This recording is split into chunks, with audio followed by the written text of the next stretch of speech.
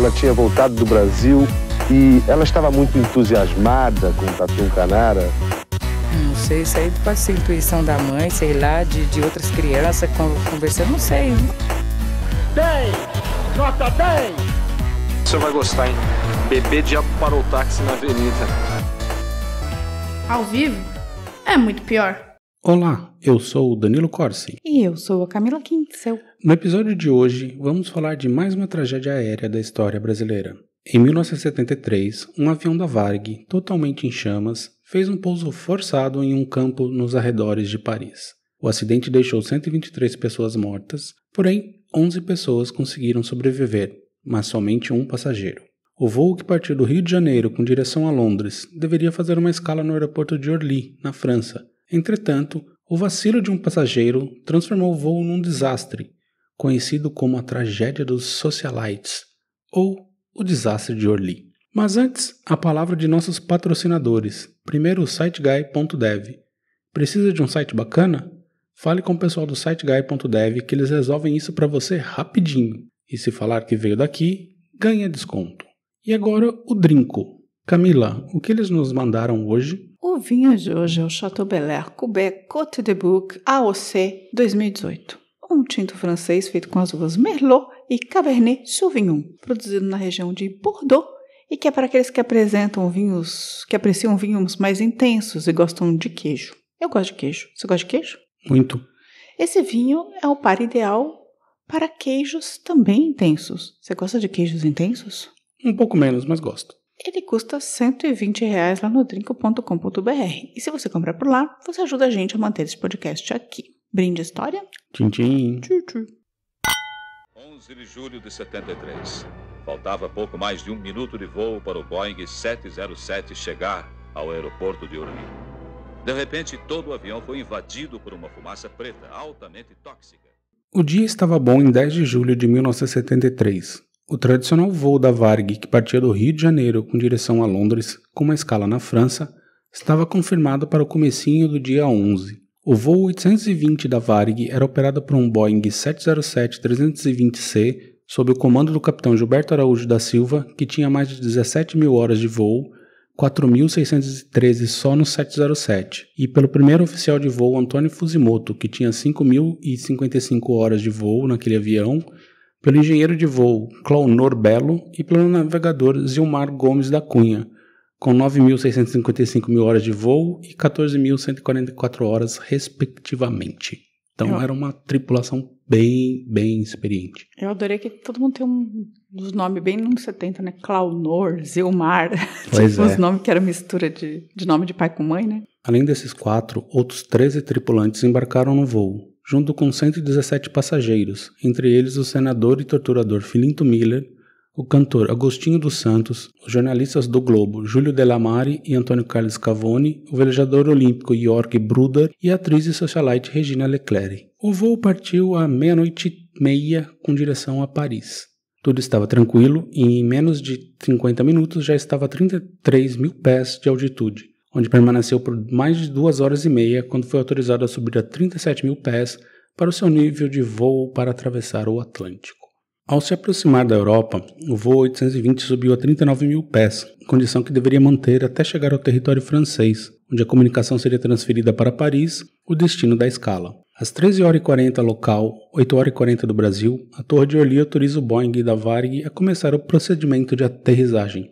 Em 6 minutos, o avião chegou a 17 mil pés de altitude e tudo corre bem. No comando dessa aterrissagem está o comandante Gilberto, assessorado por Antônio. A Torre de Paris então fala para o comandante fazer uma breve curva à direita e descer a 8 mil pés e aguardar o contato da Torre de Orly. Era 13h57 quando a Torre de Orly entra em contato e diz aos pilotos continuarem a 8 mil pés até chegarem ao ILS, que é o Instrument Land System, que basicamente é a aterrissagem guiada, que dará as instruções para descerem na pista 26 do aeroporto. Tudo bonitinho até agora. Na parte traseira do avião, uma passageira deixa o banheiro e quando ela abre a porta, uma densa fumaça branca começa a escapar do toalete. Ali os comissários Carmelindo Pires de Oliveira Júnior e Edemar Gonçalves Mascarenhas ficam espantados e ouvem da passageira. Quase morri afogada ali dentro. Ao conferir o banheiro, percebem que a fumaça já tomava conta de mais da metade do local. Os dois tentaram apagar o fogo, mas a única fonte que haviam eram pequenas chamas em cima da pia. Carmelita então corre para avisar o comandante que havia um foco de incêndio na aeronave. Gilberto comunica então à torre de Orly que havia fogo total no avião. Eram 13h58. A torre então redirecionou o Varig para a pista 7, apenas 40 km de distância onde estavam. Toda a equipe de bombeiros do aeroporto é colocada em total atenção, se preparando para a chegada do avião. Tá, peraí, então deixa eu ver se eu entendi. Uma passageira entrou e viu que estava esfumaçado. Ou ela saiu do banheiro e viu que estava esfumaçado? Pelo que eu entendi do relato, ela saiu e saiu fumaça junto com ela. Entendi. E ela falou que estava se afogando. Ela falou que estava fumaça lá, mas precisava fazer xixi de qualquer jeito. Ah, entendi. Então, teoricamente, ela já tinha entrado com fumaça, segundo ela. Supostamente, sim.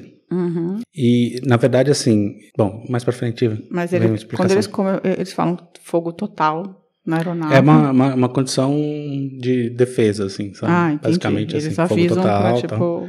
que eles não sabiam exatamente aonde estava o fogo, como estava o fogo, então eles falam isso para eles ganharem tempo e passarem na frente de todo mundo. Entendi. Mas só que agora a fumaça era totalmente negra e começava a chegar à cabine. Carmelindo tenta voltar, mas não via nada, não conseguindo chegar mais à parte traseira. E aqui começa a saga de Ricardo Trajano. Estudante de engenharia, era também músico e tal roqueirão dos anos 70. Na pilha, ele resolveu conhecer Londres, então considerado o lugar do rock and roll no mundo. Escolheu justamente a parte traseira, já que havia lido que, em caso de acidente, ali seria a parte mais segura para se estar. Ele estava na penúltima fileira e viu tudo o que aconteceu, a tentativa de apagar o incêndio e a fumaça que não parava. Contrariando os comissários, Ricardo deixou seu banco e foi em direção à parte frontal da aeronave.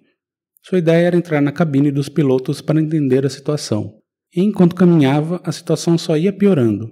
Agora com a fumaça densa e negra, ele percebeu que vários passageiros começaram a morrer intoxicados. Segundo ele, eu senti que eles estavam morrendo porque pararam de falar. Eu não via mais de um palmo na minha frente, estava tudo negro. Eu fechei o olho. O que me ajudou muito é que eu fiquei calmo. Veio aquele flashback da minha vida, me despedindo da vida, dos amigos, da minha família. Bem, imagino que ele tenha sobrevivido, né? Porque tá tendo esse relato. Pois é, só um passageiro sobreviveu. Entendi. Mas não caem máscaras de oxigênio? Calma que eu vou explicar. Ah, tá. Às 14h01, a aeronave recebe autorização para baixar 2.000 pés, sendo a última comunicação da torre com a aeronave. O sinal do transponder do PPVJZ, que é a sigla do avião, ainda esteve nos radares do aeroporto por mais 1 minuto, quando desapareceu. Ao todo, da primeira comunicação do fogo à queima total dos equipamentos, apenas 4 minutos. Gente! Os comandantes perceberam então que não daria tempo para chegar no aeroporto. A fumaça não permitia nem a visualização dos instrumentos do painel.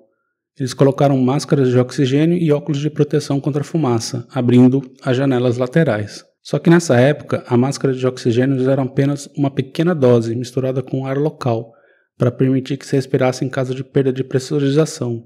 Então não era 100% oxigênio, eles continuavam inalando fumaça. Mas também não é bom inalar 100% oxigênio, né? Não, sim, mas... Porque dá barato. Hoje em dia é um pouco mais... a concentração é diferente. E eles também tomaram a decisão de não baixar as máscaras para os passageiros, afinal não sabiam onde estava o fogo e oxigênio, mesmo que pouco, é bem inflamável. Sim. Aí Gilberto e Antônio, cada um do seu lado, botaram a cabeça para fora do avião e decidiram pousá-la num campo de cebolas logo abaixo. Gente do céu! Às 14h03, eles fizeram um pouso forçado do Boeing 707, com flaps parcialmente estendidos e trem de pouso abaixado, num toque feito com a aeronave levemente inclinado para a esquerda e o nariz da aeronave bastante levantado. Isso para poder parar mais rápido, né? O impacto com o solo foi propositalmente forte com o objetivo de quebrar o trem de pouso e reduzir o espaço de arrasto da aeronave pelo solo, que foi de cerca de 500 metros. Ou seja, esses caras são gênios. Não. São gênios. Eles pousaram o avião de um jeito que... Botaram a cabeça para fora e falaram, sai! Só manobrista da Sé que consegue, né? Pois é. Na cabine, além dos 4 membros que preenchiam o posto de comando, havia um outro mecânico de voo que morreu instantaneamente no impacto. Os demais sobreviveram. O teto da aeronave estava completamente em chamas e desabou dentro do avião. Passageiros que não haviam morrido asfixiados na câmara de gás que o avião se tornou, morreram carbonizados pelo teto. Ai. Gilberto, com várias fraturas, uma delas exposta, e Antônio consegue pular do avião. Um comissário francês, o único francês da tripulação conseguiu escapulir pela janela de emergência. Ao todo, 10 membros da tripulação conseguiram sobreviver, muitos feridos. Moradores da região socorreram, levando os sobreviventes aos hospitais locais. Mas Ricardo ainda estava vivo, desmaiado lá dentro. A sua salvação foi que ele sentou no chão, uma vez que a fumaça vinha de cima. O ar embaixo era mais limpo, por assim dizer. Porém, uma parte do teto caiu em suas costas. E ele disse, ainda fiquei naquela fornalha uns 10 minutos. Caiu uma placa de metal grande da fuselagem nas minhas costas. Por sorte, eu estava de costas. Se eu tivesse caído de barriga para cima, provavelmente teria morrido porque os órgãos ficariam mais expostos. A placa queimou a metade inferior das costas, a parte das nádegas e das coxas de Ricardo. Gente. Os bombeiros franceses encontraram Ricardo e ele foi levado ao hospital em coma. Ele chegou ao hospital sem roupas e, portanto, sem documentos ou objetos que permitissem sua identificação. Por seu porte físico, ele era magro e tinha 1,92 m de altura, era muito parecido com um membro da tripulação. Isso levou a equipe do hospital a concluir que ele era o comissário da Varig, Sérgio Balbino. Aí ligaram para a família de Balbino, dizendo que ele estava vivo, e para a família de Ricardo, afirmando que ele havia morrido. Gente do céu, isso não se faz. Isso não se faz. Anos 70, né? Não se faz, gente. Não, você confirma melhor, né? E depois de 30 horas em coma, ele acordou e pediu uma folha de papel e escreveu seu nome, telefone do pai e seu endereço. O pessoal do hospital procurou o nome de Ricardo na lista dos tripulantes e não o encontrou. Então eles olharam a lista de passageiros e, bingo, Ricardo Trajano. Parente da Luísa? Não sei, acho que não. Aí a Varig teve de desfazer as informações anteriores ligando para as famílias. Gente do céu, não. Mas os médicos franceses não achavam que ele sobreviveria. Além de expelir sangue pela boca o tempo todo, seu pulmão e as vias aéreas estavam todas queimadas. E as queimaduras não cicatrizavam e ele tinha que ter transfusões sanguíneas diárias. Ele ficou 52 dias na UTI. Depois, mais 15 na semi-intensiva. Ele foi liberado para retornar ao Brasil, onde ficou outro mês no hospital em recuperação. Quando saiu, ele recebeu uma carta do embaixador da Índia, pai de uma passageira com quem Ricardo passou a maior parte do voo conversando. Dizia, eu soube que você esteve com minha filha no avião. Fico muito feliz de saber que você está bem. Espero que ela tenha sido corajosa até o fim. Gente, que tristeza. Pois é. Pobre filha do embaixador da Índia. Um ano depois, Ricardo voltou à mesma agência da Varig, onde havia comprado uma passagem para conseguir outra para Londres. Conta ele. Voltei lá e falei, quero uma passagem para Londres com escala no aeroporto de Orly, em Paris. A atendente me passou o preço. Eu falei, você não está entendendo, sabe aquele acidente um ano atrás? Que teve um sobrevivente? Pois é, fui eu. Paguei minha passagem de ida e volta, em dinheiro, e não cheguei nem na primeira escala da ida. Você não acha que a Varig tem que me dar uma passagem? Ela me olhou e disse, é você, e me deu um abraço super carinhoso. Minutos depois, eu já estava com a passagem no bolso. E aí ele foi para Londres.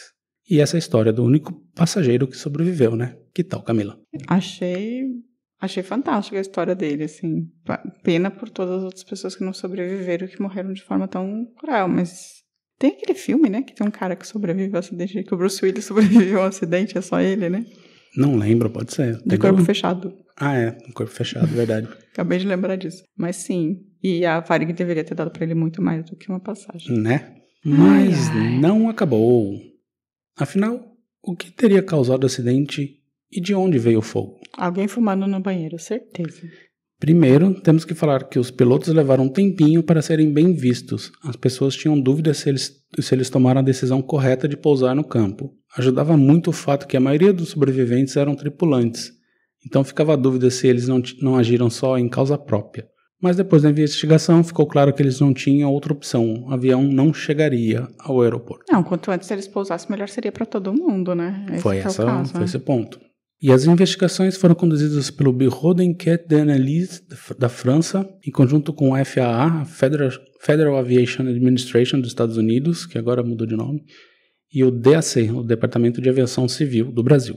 Os investigadores trabalharam com diversas hipóteses para o início do fogo, muitas delas envolvendo curto-circuito no componentes elétricos situados na área entre ambos os toaletes traseiros, e a conclusão foi que o incêndio foi iniciado no cesto de lixo do toalete, provavelmente originado por uma ponta de cigarro acesa. Certeza que era uma ponta de cigarro, gente. certeza. O relatório final não afirma que foi um cigarro, mas indica que a causa mais provável, e lembrando que naquela época era permitido fumar nos aviões em qualquer parte, e então a coisa indica que seja mesmo uma bituca de cigarro. Gente do céu. E depois desse acidente foi proibido, né, o fumo dentro do avião, mas criaram áreas de fumantes. O banimento total só foi em 2003. Na época que eu fumava, eu cheguei a fumar em avião. Também. E uma vez eu não fumei no avião porque tinha tanta gente fumando que eu achei desgastante. E olha só que eu era fumante.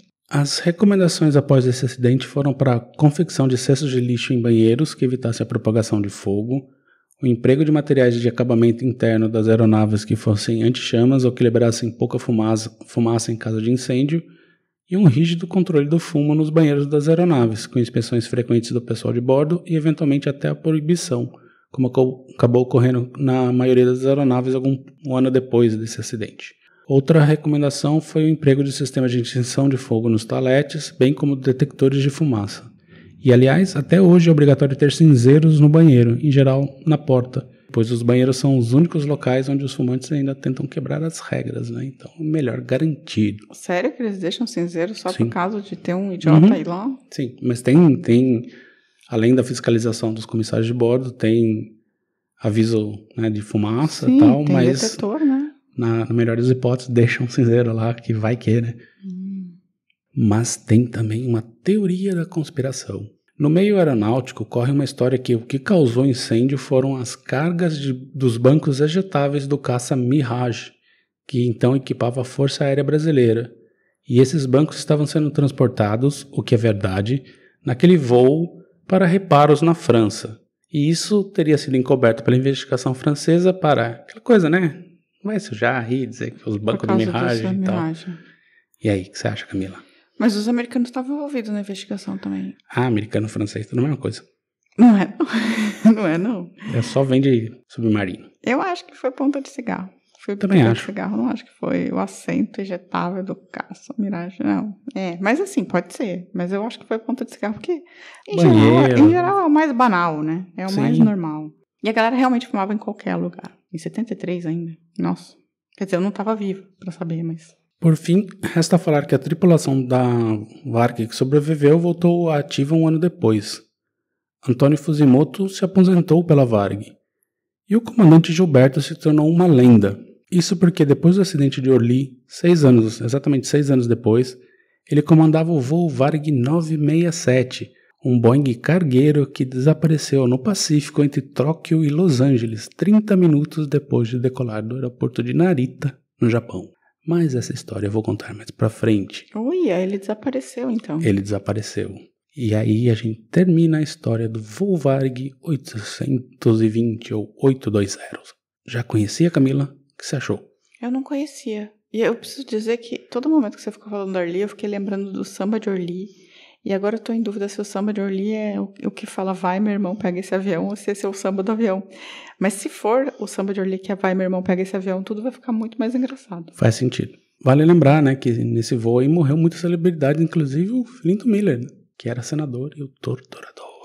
Então esse cara, assim, não queria dizer nada. Talvez tenha sido ele que tenha fumado, né? Não duvido nada. Ou talvez tenha sido o próprio capeta que tenha ido pegar o desgraçado, foi buscá-lo, né? E daí já tacou fogo no resto do avião. Enfim, agora uma pausa e já voltamos com os recadinhos. Eu estava tomando conta de todo o avião, já estava envolvendo todos os passageiros nas poltronas, matando todos os passageiros sentados. E eu senti que eles tinham parado de falar, provavelmente já estavam morrendo, porque eu não via mais um palmo na minha frente, tudo negro. Fechei meu olho, veio aquele flashback na sua cabeça, eu me despedindo da vida, meus amigos, minha família, sentindo a morte me abraçar, e aí o avião, eu senti que ele teve que perder muita altura. A minha impressão é que ele estava a 90 graus, claro que não estava, mas estava muito inclinado, aí eu caí. E tinha um cara no ouvido do comandante falando, joga logo esse avião no chão, não aguento mais. Bom, Camila, se alguém quiser fumar em voo, como faz? Não faz, por favor. Não faz, porque primeiro que é proibido. Segundo que a gente já tem chiclete de nicotina, mas com chiclete de nicotina, por exemplo. E aí você evita o desespero e evita causar um acidente que obriga um avião a pousar num campo de cebolas e mata todo mundo. E aí, se a pessoa não fumou e quer contar pra gente, como ela faz? Sei lá, a pessoa quer contar pra gente que não fumou no voo? No voo, que ela conseguiu. Não faz, por favor, assim, porque é muito banal isso, você escrever para uma pessoa para contar.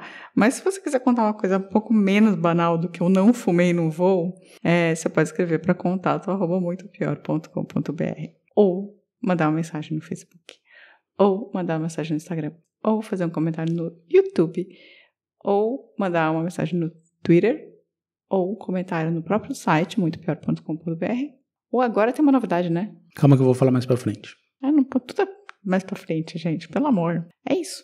Assim. Que a pessoa pode entrar em contato. Maravilha. E agora, primeiro, um round aqui de salves pro pessoal que chegou essa semana pra ouvir a gente. O Júnior Prete, o José Silva Damascena, a Lari Toniato, a Viviane Garcia Soares e a Miriam Gonçalves. E a Andrea Cubas falou sobre Lima Barreto, que ele podia ter uma personalidade difícil, mas acha que acabou sendo totalmente justificável quando a gente pensa em todo o racismo que existia na época. Ah, sim, sim. E assim, a história dele é trágica, de certa maneira, né? Perdeu a mãe, o pai enlouqueceu, teve muita pressão em cima dele também, né? Sim. E ela também disse que apoia o episódio do Paulo Freire pra gente tentar explicar a implicância com ele. Ok, parece que Paulo Freire vai ter que entrar na pauta. O Paulo Alves disse que Lima Barreto está na lista entre os grandes brasileiros de todos os tempos. Triste Fim de Policarpo Quaresma é um ótimo livro para desmistificar as fantasias nacionalistas. Verdade, verdade. Perfeito. O Triste Fim é primoroso, né? Porque ele desmonta várias estruturas, né? A agrícola, né? O militar. É bem engraçado. A Daniele Ramalho, com apoio da Andrea, disse que ficou curiosa em saber como encontramos o vizinho. Como encontramos o vizinho, Danilo? Caído no chão. Então, a gente estava voltando para casa às 7h30 da noite de um domingo, depois de assistir Duna no cinema, e a gente viu um corpo caído no chão. Mas estava vivo. Entre andares aqui do nosso prédio. E aí a gente chegou mais perto e descobriu que o corpo caído no chão era um alemão bêbado às 7 horas da noite de domingo. E a gente teve que tentar descobrir onde ele morava no prédio e tentar... O Danilo carregou-o pra casa. Ele tava no andar errado.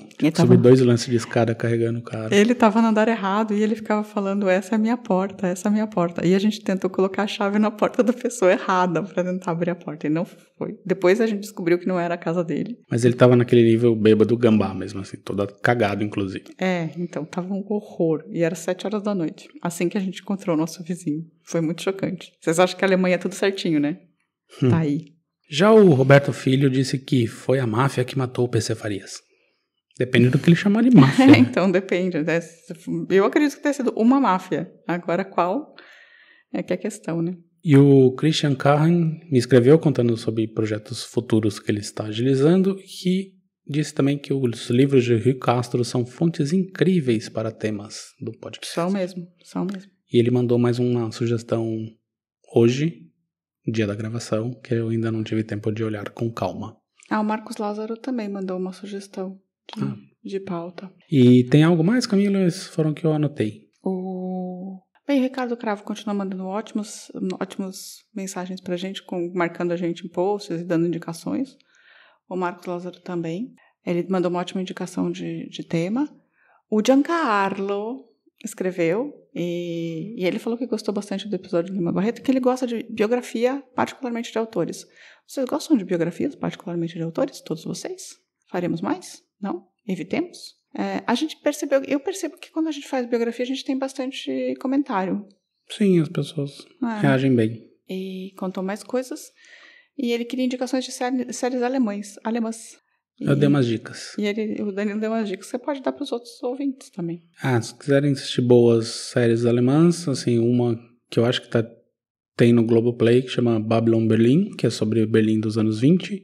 E tem 3 temporadas de uma série chamada Deutschland, que é Deutschland 83, 86, Alemanha 83, 86 e 89.